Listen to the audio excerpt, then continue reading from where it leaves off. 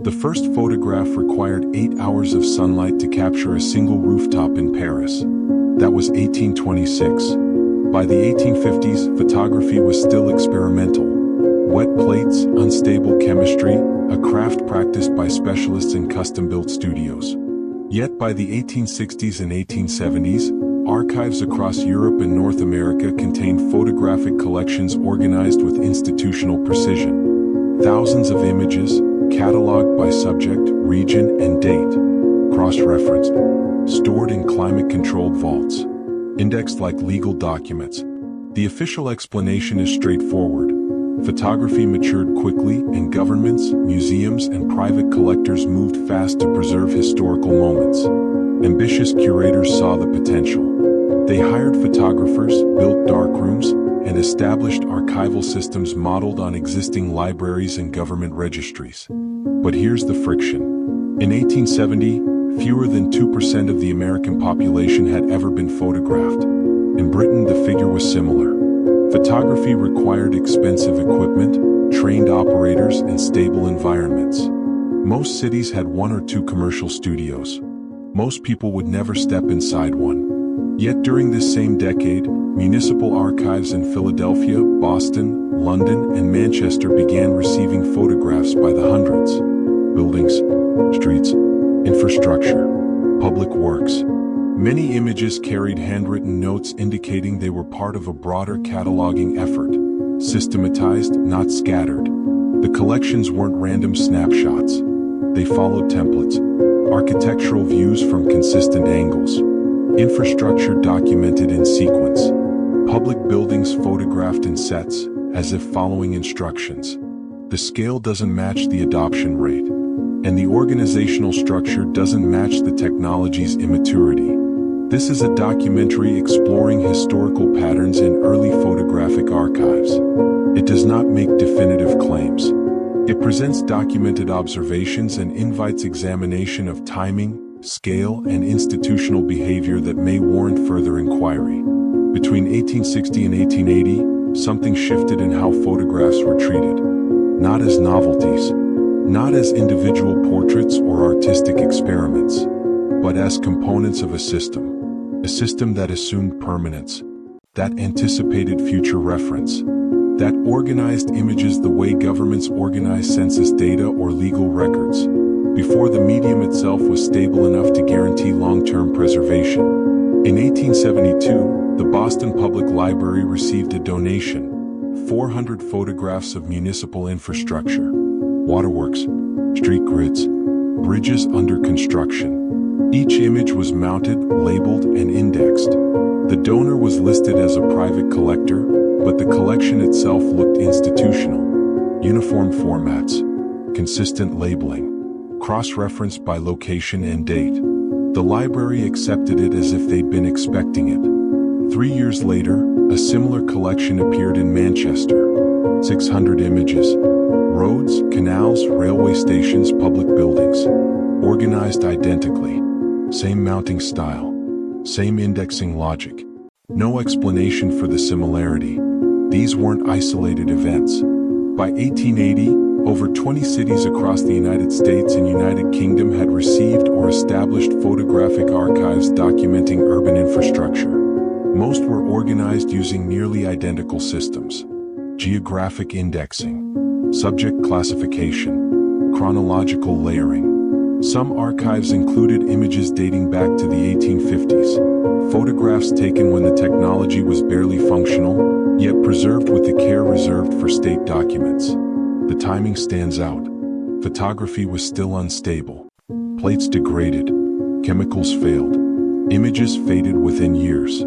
Yet someone, across multiple cities in 2 countries, decided this fragile medium was worth organizing as if it were permanent. As if the infrastructure being photographed needed to be remembered in a specific, systematic way. And they didn't wait for photography to become reliable. They started immediately. In 1863, a photographer named Alexander Gardner was contracted to document the construction of the Union Pacific Railroad. He produced over 2,000 images.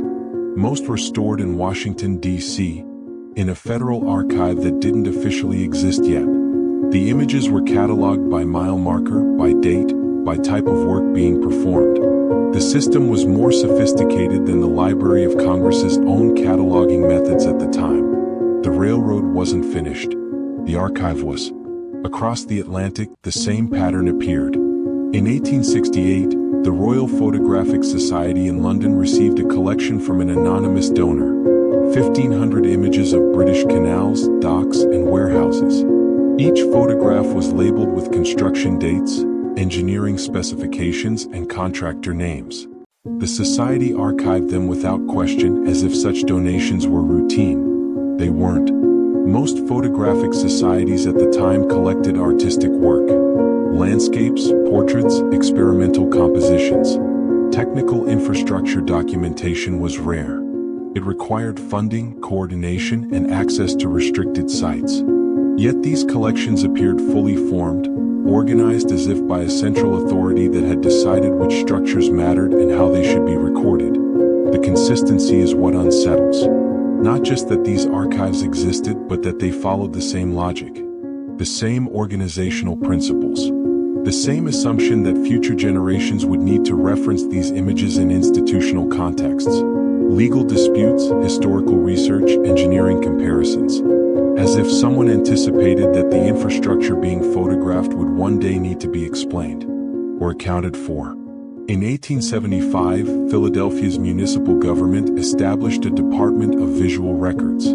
Its sole purpose, to photograph and catalog public works, streets, water mains, sewer systems, buildings. The department operated like a census bureau, but for infrastructure. Photographers were dispatched on schedules. Images were processed, indexed, and stored in fireproof vaults. Other cities didn't have departments like this. Most didn't even have municipal photography budgets. Philadelphia's system appeared fully operational, as if imported from a place where such systems were already normal. The question isn't whether these archives exist. They do. The question is why they were built before photography was ready, before the medium was stable, before most people understood what photography could become, and why they all looked like they were following the same blueprint.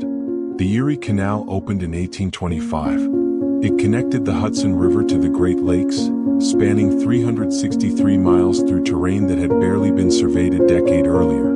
The official story emphasizes ambition. New York's Governor, DeWitt Clinton, championed the project as a way to compete with Philadelphia and Baltimore for Western trade routes. But the canal wasn't built for the population that existed in 1825. When construction began in 1817, fewer than 120,000 people lived along the proposed route. Most settlements were small farming villages. There were no cities demanding bulk grain shipments. No industrial centers requiring raw materials from the interior. The economic justification was speculative, based on trade that might happen, populations that might grow, industries that might emerge. Yet the canal was engineered for capacity far beyond what 1825 required. 40 feet wide, 4 feet deep, capable of handling commercial traffic that wouldn't materialize for another 20 years. Locks designed to accommodate vessel sizes that didn't yet exist. Stone aqueducts built to carry the canal over rivers, structures so robust they're still standing today, holding weight loads no one in 1817 could have predicted. The infrastructure preceded the demand, and it wasn't alone. By the 1840s, Britain had constructed over 4,000 miles of canals. Many passed through rural regions with populations too small to justify the investment. The Kennet and Avon Canal connected Bristol to London through countryside that generated minimal freight. The costs were staggering, funded by private investors who somehow believed traffic would justify the expense. It did, but not immediately. For decades, many British canals operated at losses. They were overbuilt, too wide, too deep. Designed as if the engineers knew industrial shipping would eventually require that capacity, even though the factories and mines that would generate that shipping didn't exist yet. The same pattern appeared in railways. In 1830, the Liverpool and Manchester Railway opened. It was the first intercity passenger railway in the world. The line was designed to carry 400,000 passengers annually. In 1830, the combined population of Liverpool and Manchester was roughly 300,000. Most people couldn't afford regular rail travel. Most had no reason to travel between the cities frequently. Yet the railway was built for traffic levels that wouldn't be reached until the 1850s. Stations were constructed with passenger capacities far exceeding initial demand. Platforms long enough for trains that didn't run yet. Waiting rooms large enough for crowds that didn't exist. Ticketing systems designed for volumes that seemed absurd in 1830. By 1850, those stations were overcrowded. Across the United States, the same calculus appeared. The Baltimore and Ohio Railroad began construction in 1828. The line was designed to reach the Ohio River, a distance of nearly 400 miles through mountains and wilderness. The population along the route was sparse. The economic justification was unclear, but the railroad was built to mainline standards. Heavy rails, deep cuts, massive stone viaducts, engineering that assumed the line would carry freight tonnage that didn't exist in 1828. That wouldn't exist for decades.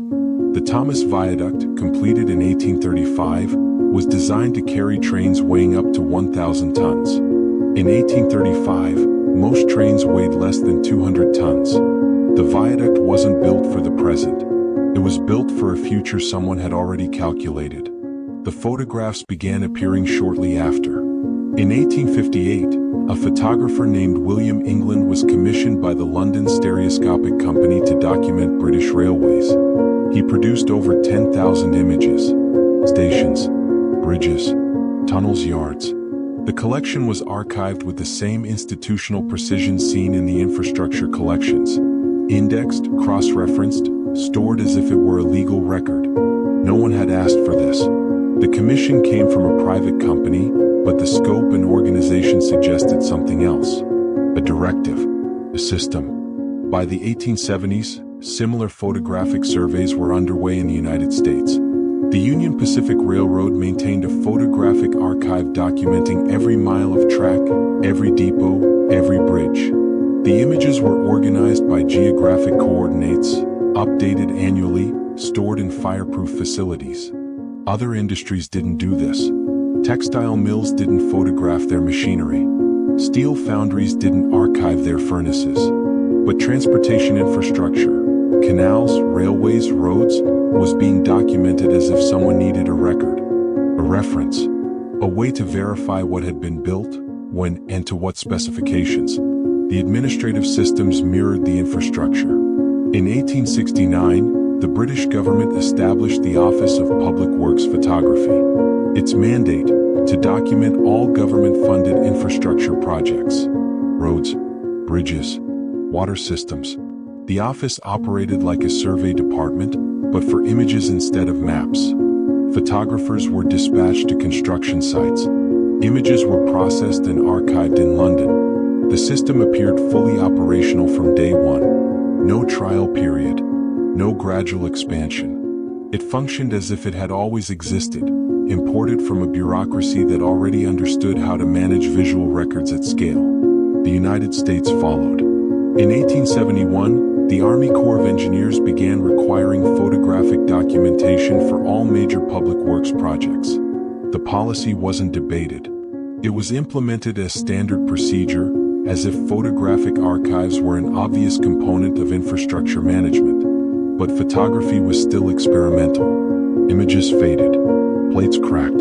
Storage was unreliable. Yet both governments treated photography as a permanent medium, suitable for official records, worthy of institutional investment. The assumption embedded in that decision is what stands out. Not that photography might someday be useful, but that it already was.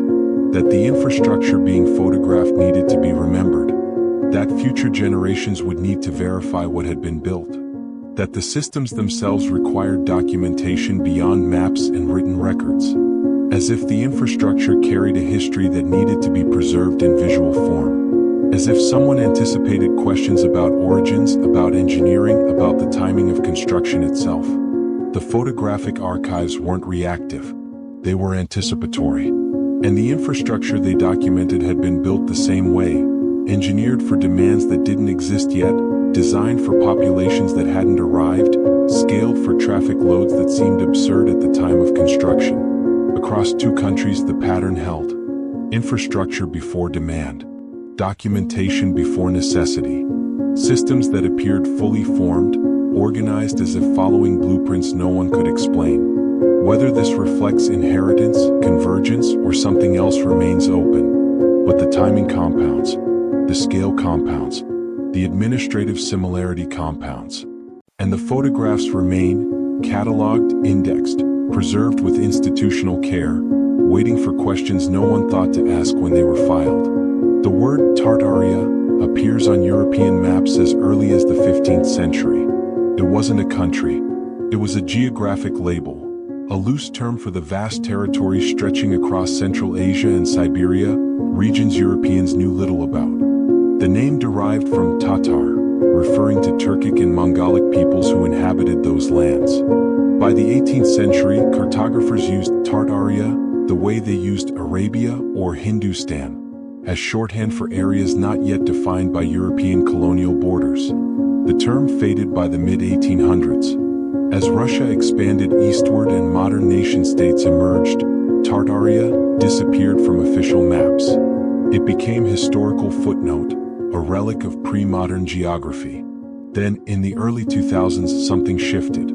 Online researchers began examining 19th century infrastructure and noticing patterns. The scale, the timing, the organizational systems that appeared across multiple countries simultaneously. They looked for explanations.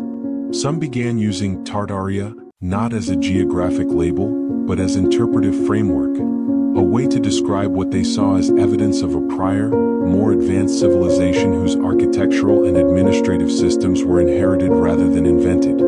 This interpretation isn't accepted by mainstream historians, but it reflects a genuine attempt to account for observations that feel misaligned with conventional narratives about 19th century industrial development. Three interpretation models have emerged. The first, everything happened as recorded.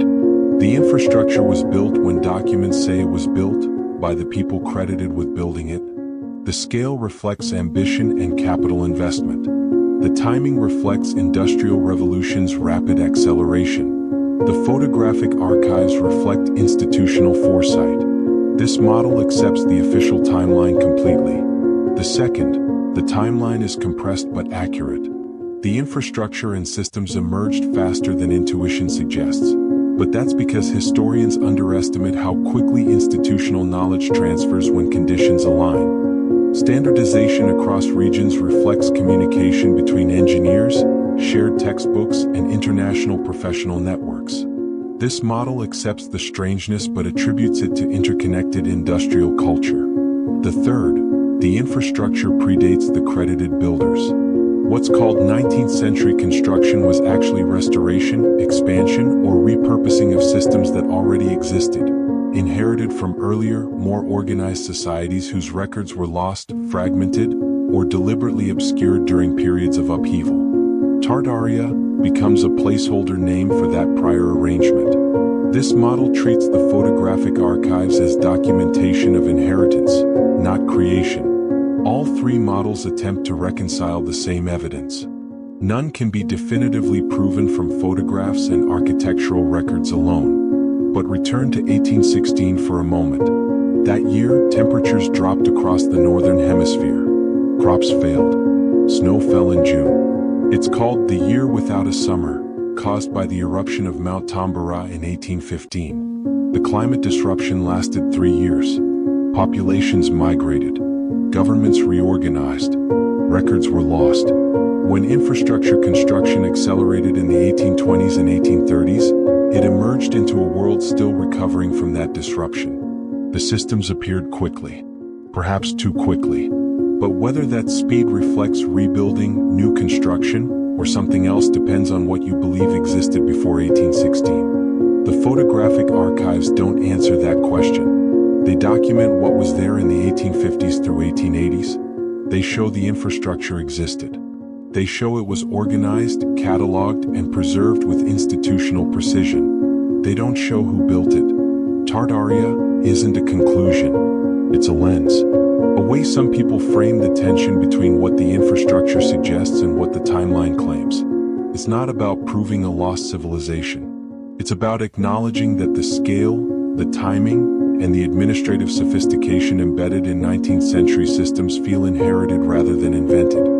Whether that inheritance came from earlier European institutions, from international engineering networks, or from something older and less documented remains unresolved. The evidence invites examination. The photographic archives still exist. The infrastructure still stands. The organizational systems are still documented in municipal records, in library collections, in government archives that assumed permanence before photography was even stable. You can visit these archives. You can examine the photographs. You can trace the dates, the cataloging systems, the cross-regional similarities. What you conclude depends on which patterns you trust, the ones written in official records or the ones embedded in stone, steel, and systematized images that feel impossibly well organized for their time. The infrastructure doesn't argue. It simply exists. The photographs don't insist. They simply wait, cataloged, indexed, preserved, for anyone willing to ask why they were treated as permanent records before anyone knew photography would last.